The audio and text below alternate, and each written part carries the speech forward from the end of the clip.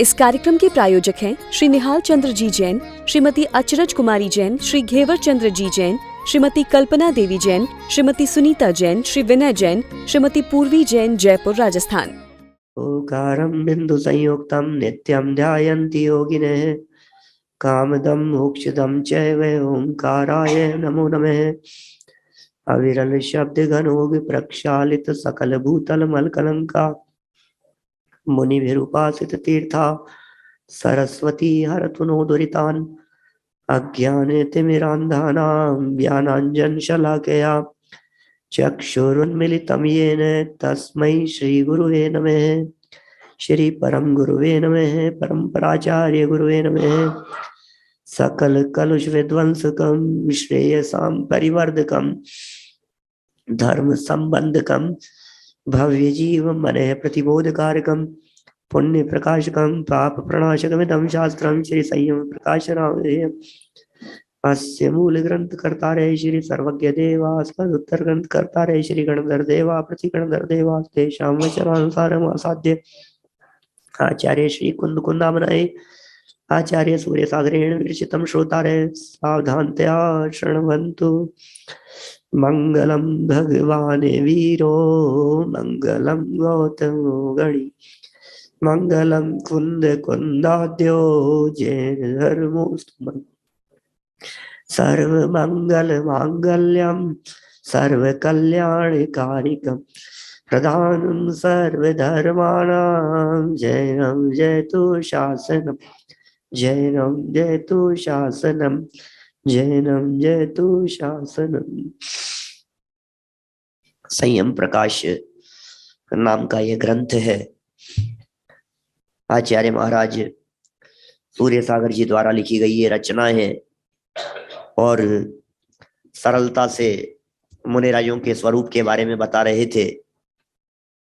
धन्य है वे मुनिराज जिनके चरणों की शरण पाकर चक्रवर्ती और इंद्र भी अपने आप को धन्य महसूस करते हैं। धन्य है वे जीव जो जगत के जीवों को मुक्ति का मार्ग बतलाते हैं, स्वयं मुक्ति पथ के पथिक हैं और अन्य जगत के जीवों को मुक्ति का मार्ग दिखाने वाले हैं। उनकी कुछ बात ही अद्भुत हुआ करती है। ऐसे महामुनिराज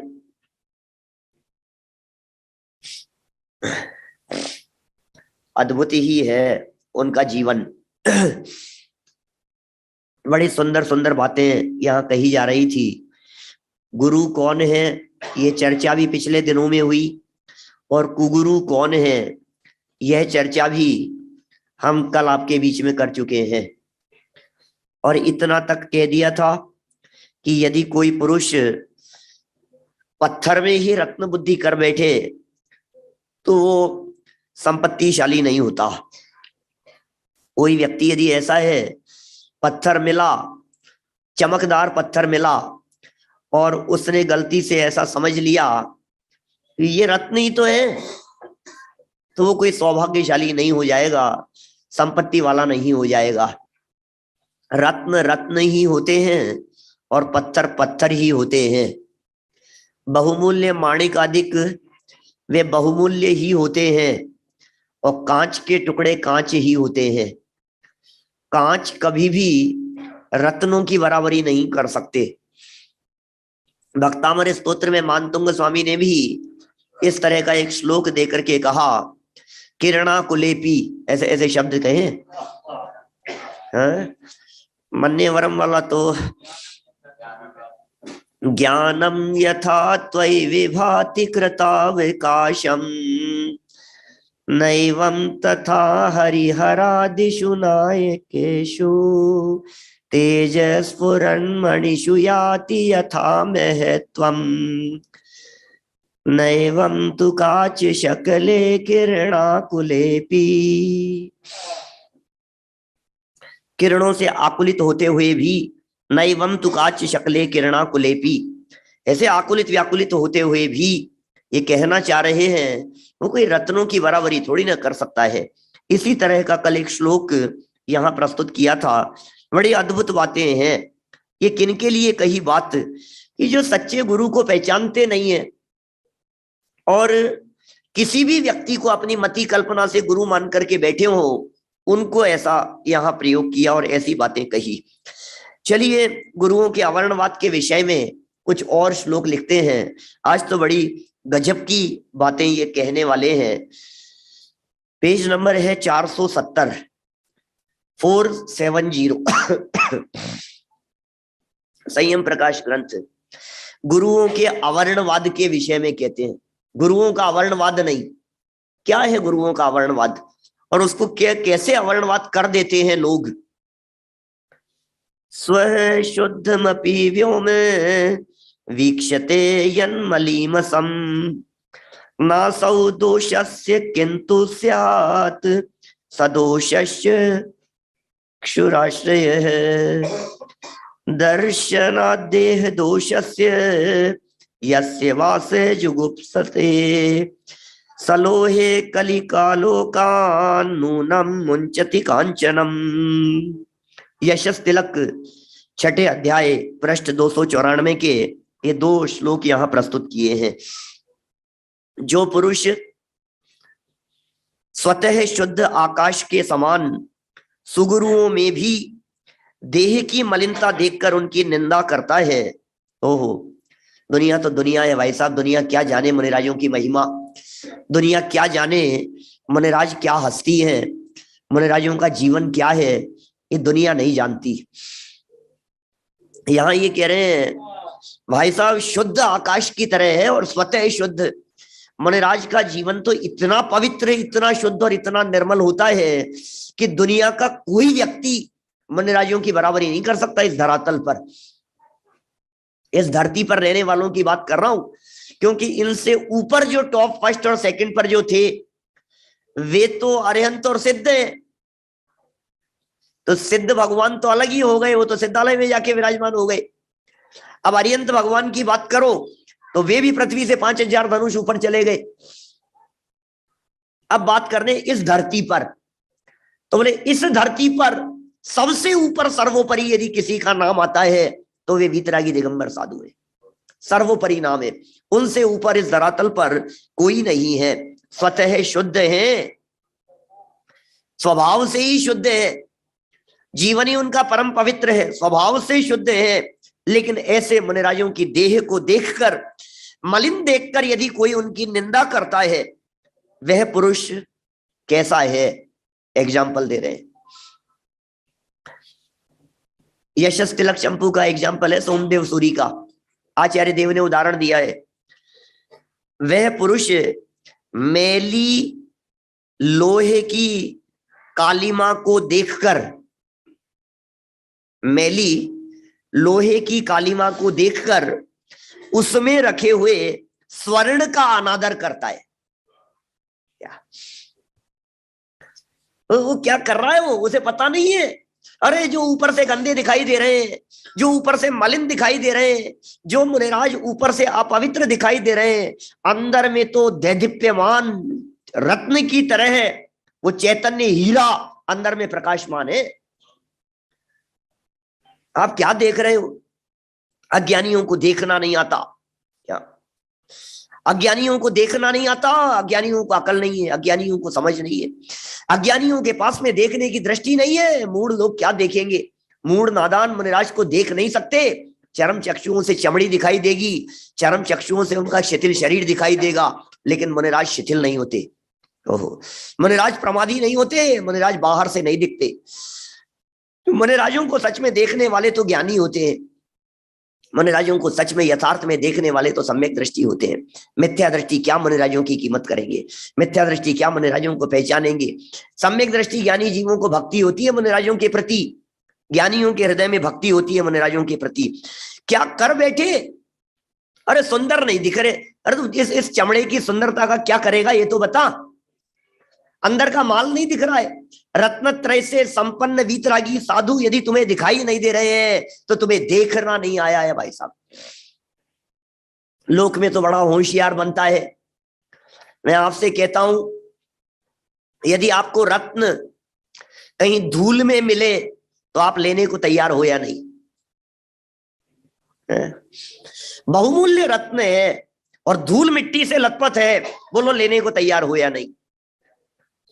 हमारे ब्रह्मचारी सुमत जी भाई साहब, वो तो कहते हैं गोल्ड यदि गटर में गिर जाए, हीरा है, हीरा जो है वो गटर में गिर जाए तो बोलो निकालोगे कि नहीं निकालोगे।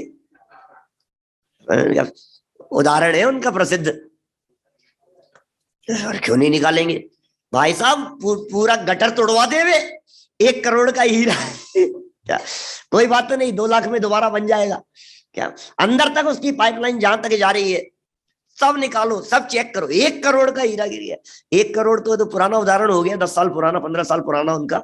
अभी तो 1 करोड़ की वैल्यू कम हो गई थोड़ी सी। आप 10 करोड़ का मानो, 50 करोड़ का हीरा मानो, बोलो क्या करोगे।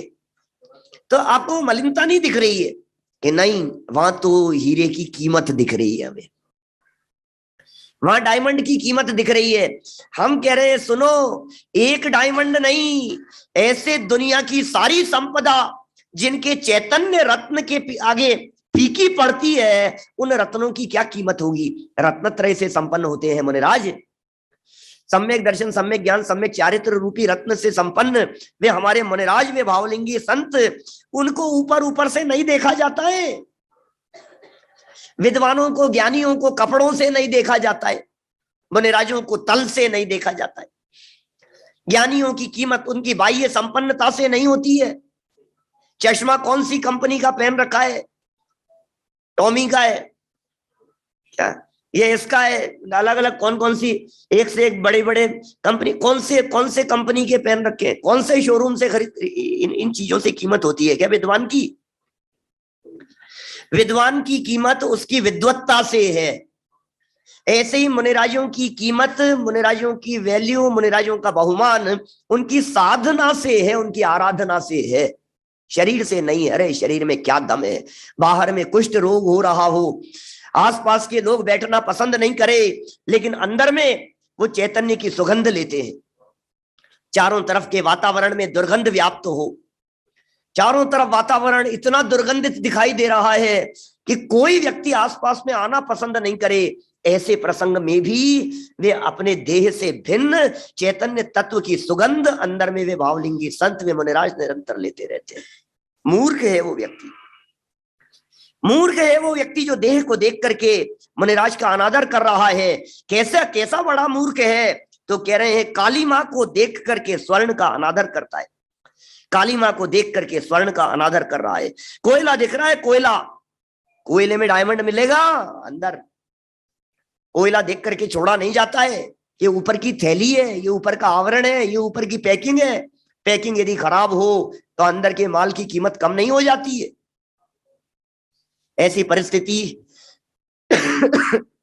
कदाचित बन जाए जिस परिस्थिति में आपको बहुत बहुमूल्य चीज किसी गंदी थैली में रख करके लाना पड़े, तो आपके दिमाग में अंदर रखे हुए माल की कीमत होती है ना, थैली की कीमत तो नहीं होती।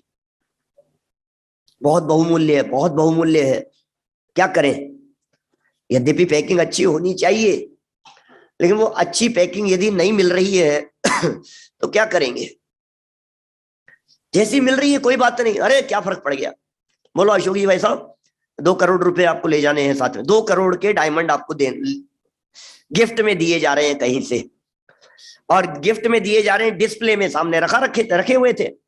आपको बुलाया और आपको बुला करके कहा कि भैया डिस्प्ले में रखे हुए हैं, ये आप ही के लिए गिफ्ट थी और हम आपको दे रहे हैं। और इतने में वहां जो कर्मचारी काम कर रहे थे उन्होंने कहा सर पैकिंग नहीं मिल रही, सर डब्बा नहीं मिल रहा है इसका, सर बॉक्स नहीं मिल रहा। आप क्या कहेंगे, अरे रहने दो यार, कोई बात नहीं, बिना बॉक्स के दे दो। कोई थैली वैली कुछ हो तो दे दो। थैली तलाशने के लिए गया, थैली भी नहीं मिली कपड़े का थैला नहीं मिला। बोले कोई बात नहीं, प्लास्टिक की थैली, प्लास्टिक यहाँ चल जाएगी। प्लास्टिक की थैली लेकर के आया, वो प्लास्टिक की थैली भी गंदी थी बहुत ज्यादा। अब कोई बात नहीं, चल जाएगी, फटी भी थी थोड़ी थोड़ी सी ऊपर से, चलेगी कि नहीं चलेगी बोलो। क्या उसमें रख करके यदि आपको डायमंड दिए जाए तो आप लेने को तैयार हैं या नहीं। इसका मतलब यह है समझदार व्यक्ति की दृष्टि बाहरी पैकिंग पर नहीं होती। समझदार व्यक्ति की दृष्टि अंदर के माल पर होती है। जिसकी दृष्टि माल पर है वो समझदार है, और जिसकी दृष्टि पैकिंग पर है वो मूर्ख है। मैं उदाहरण दे दिया, किंतु उसके अनादर करने से उसी की हानि होती है। कोई मूर्ख व्यक्ति मैली लोह की कालीमा को देखकर, मैली लोह की कालीमा को देखकर उसमें रखे हुए स्वर्ण का भी अनादर करता है वो व्यक्ति, किंतु उसके अनादर करने से, थैली का अनादर करने से, शरीर का अनादर करने से, देह की अपवित्रता का अनादर करने से उसी की हानि होती है। उनकी महत्ता में कोई कमी नहीं आती। मनिराज की महत्ता में तो कोई कमी नहीं आती। मनिराज तो पवित्र है, स्वतः शुद्ध है, आकाश की तरह। कितने सुंदर शब्द दिए, स्वतः शुद्ध आकाश की तरह, स्वतः शुद्ध आकाश की तरह। इसका मतलब आकाश स्वतः शुद्ध है। जैन संप्रदाय ही नहीं, जैनेतर संप्रदायों में भी, यहां तक कि पूर्व चारवाक की बात करता हूं, उन्होंने भी आकाश को माना है। आप योगसार चला रहे हैं ना सुनील भैया, तो वो योगसार के अंदर एक गाथा है, 58 नंबर गाथा योगसार में। अभी आपका कहां तक चला है पता नहीं, उसमें 58 नंबर गाथा में आया है, आकाश सम ही शुद्ध है निज आत्मा परमात्मा। आकाश है जड़ किंतु चेतन तत्व तेरा आत्मा। ध्यान आ गया होगा।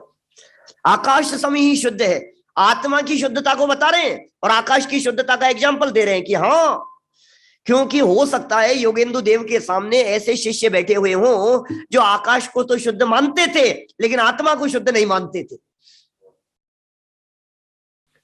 मैं तो चारवाक संप्रदाय की बात कर रहा हूं क्या, जिनका तो सूक्ति ही इस प्रकार की है, ऋणम कृत्वा घृतम पिबेत भस्मीभूतस्य देहस्य पुनरागमनम कुतः है। ऐसे चारवाक संप्रदाय वाले भी पृथ्वी जल अग्नि वायु और आकाश की सत्ता को स्वीकार करते थे। फिर आकाश के अमूर्तिक होने से बाद में चारवाक जैसे जैसे परिष्कृत हुआ उनका संप्रदाय, उन्होंने आकाश को तत्व मानने से इनकार कर दिया, चार भूत मानने लगे वे चारवाक दर्शन वाले। चारवाक तो जानते हैं, सुने चारवाक के बारे में? चारुवाक, चारुवाक बोलने में जिनकी बातें सुंदर लगती है बस वे चारवाक हैं। ये चारवाक दर्शन वाले कौन है? ये चारवाक संप्रदाय वाले देखा है क्या कभी आपने? चारवाक मत वालों को देखा है कभी? सन्मति जी, चारवाक दर्शन वालों से मिले हो आप कभी?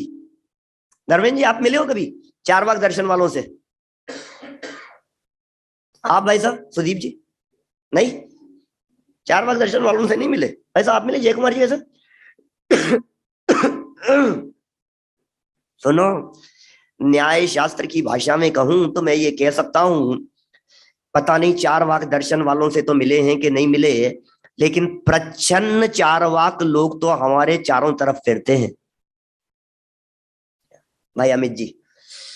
प्रच्छन्न चारवाक लोग, वैराग जी, ये प्रच्छन्न चारवाक क्या है? बोले चारवाक जैसी मान्यता रखने वाले, चारवाक दर्शन संप्रदाय वालों जैसी बुद्धि रखने वाले कि पंडित जी कुछ समझ में नहीं आ रहा आपकी बातें, ये पता नहीं कौन कौन सी बातें कह रहे हो आप, ये कौन है ये ऐसी ऐसी बातें करने वाले? बोले तुम नहीं जानते हो, चारवाक दर्शन वालों का मतलब ये है कि भैया स्वर्ग नरक किसने देखा, खाओ पियो और मौज करो। अब बताओ, आपको ऐसे लोग दिखते हैं या नहीं? मिलते हैं? अब तो कई दिख रहे होंगे, अब तो कई दिखने लग गए अपने को, खाओ पियो मौज करो। अरे किसने देखा है, सब यही है, यही जन्म लो यही मर जाएगा, किसने देखा है? और कर्जा लेकर के भी घी पियो,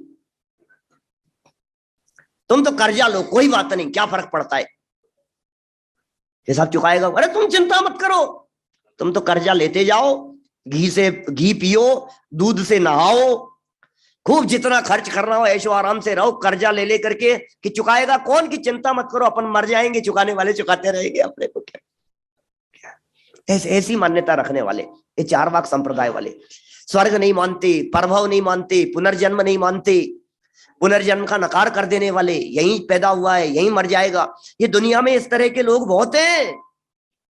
ऐसी बातें बातें करने में सुंदर लग रही है उनकी बातें, लेकिन यथार्थ के धरातल पर उतर करके देखा जाए तो वे सर्वथा असत्यवादी है।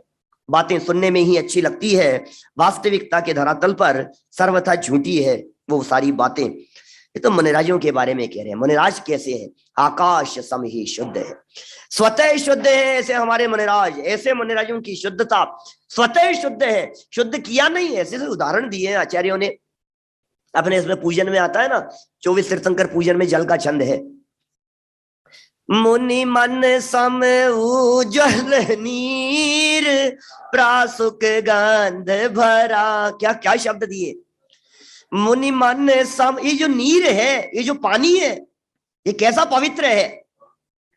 पानी की पवित्रता आप यदि स्वीकार नहीं कर रहे हो तो हम आपको ये कह रहे हैं, ये पानी इतना पवित्र है कि जैसा मुनिराजों का मन पवित्र होता है। इसका मतलब मुनिराजों का मन तो पवित्र होता ही है।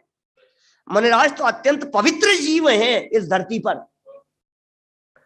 मुनि मन सम उज्ज्वल नीर प्रासुक गंध भरा, भरी कनक कटोरी धीर दीनी धार धरा। क्या क्या शब्द है, कैसे कैसे उपमाएं देते हैं। चलिए आगे गुरुपास्ति के विषय में आचार्य अमित गति के प्रमाण लिखते हैं। विराग जी अमित गति आचार्य के प्रमाण दे रहे हैं, ऊपर सोमदेव आचार्य के प्रमाण दे रहे थे। अब प्रमाण दे करके मुनिराजों का स्वरूप बतला रहे हैं। और मैं दावे के साथ कह सकता हूं, पंक्तियां पढ़ करके आपका चित्त प्रफुल्लित नहीं हो जाए तो देखना क्या है।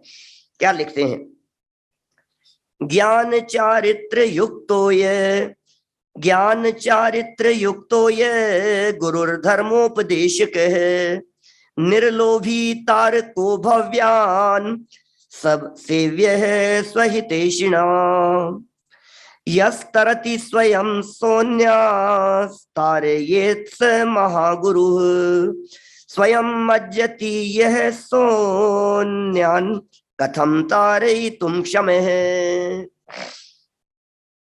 सग्रंथाराधको मूढ़े श्वभ्रतिर्यगतिं व्रजेत, निर्ग्रंथ सेवको धीमान स्वर्ग मोक्षादिकं व्रजेत, यो निर्ग्रंथ गुरुं त्यक्त्वा कुगुरुं सेवते स वै, कल्प वृक्षं गृहद्वारे छित्त्वा धत्तूरकं बपेत। ओहो भैया, ऐसे वीतरागी मुनिराजों को छोड़कर कोई व्यक्ति जो वीतरागी मुनिराज नहीं है, जो पाप परिग्रह में रचे पचे और उलझे फंसे हैं, उन्हें यदि मानता है और वीतरागी गुरुओं का बहुमान नहीं करता है, तो यहां आचार्य देव कहना चाहते हैं वो व्यक्ति घर के दरवाजे के अंदर आंगन में लगे हुए कल्प वृक्ष को काटकर धतूरे के बीज बोता है।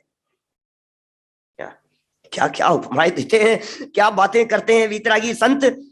कल्प वृक्ष को काटकर, कल्प वृक्ष किसे कह रहे हैं, किसकी चर्चा है? मैंने तो लास्ट लाइन पढ़ दी है पहले से आपके सामने, किसकी बात कर रहे हैं। ऊपर से पढ़ते हैं, जरा देखिए 471 नंबर पेज पर चर्चा चल रही है। जो गुरु सम्यक ज्ञान और सम्यक चारित्र से युक्त धर्म का उपदेशक। ओहो, मुनिराज तो सम्यक दर्शन, सम्यक चारित्र, सम्यक ज्ञान और सम्यक चारित्र से युक्त धर्म के उपदेशक हैं। कि साहब सम्यक दर्शन नहीं लिया पंडित जी, इसमें सम्यक ज्ञान और सम्यक चारित्र से युक्त कह रहे हैं। इसलिए नहीं लिया क्योंकि सम्यक दर्शन अदृश्य चीज है, सम्यक दर्शन दिखता नहीं है। आपको यदि सम्यक दर्शन देखना हो तो आप उनका ज्ञान और चारित्र देखिए, बस आपको पता नहीं लगेगा अंदर में श्रद्धा क्या है। अरे श्रद्धा तो सम्यक होगी, जिसके ज्ञान सम्यक है, जिसका चारित्र सम्यक है, उसकी श्रद्धा सम्यक कैसे नहीं होगी। जो गुरु, जो मुनिराज सम्यक ज्ञान और सम्यक चारित्र से युक्त धर्म का उपदेशक, ऐसे सच्चे धर्म को उपदेश देने वाले, लोभ रहित तथा भव्य पुरुषों का तारक, ओहो भव्य पुरुषों के तारक, तथा स्वयं भी संसार समुद्र को तरने वाला हो, वह ही सेवनीय है। इस कार्यक्रम के प्रायोजक हैं श्री निहाल चंद्र जी जैन, श्रीमती अचरज कुमारी जैन, श्री घेवर चंद्र जी जैन, श्रीमती कल्पना देवी जैन, श्रीमती सुनीता जैन, श्री विनय जैन, श्रीमती पूर्वी जैन, जयपुर राजस्थान।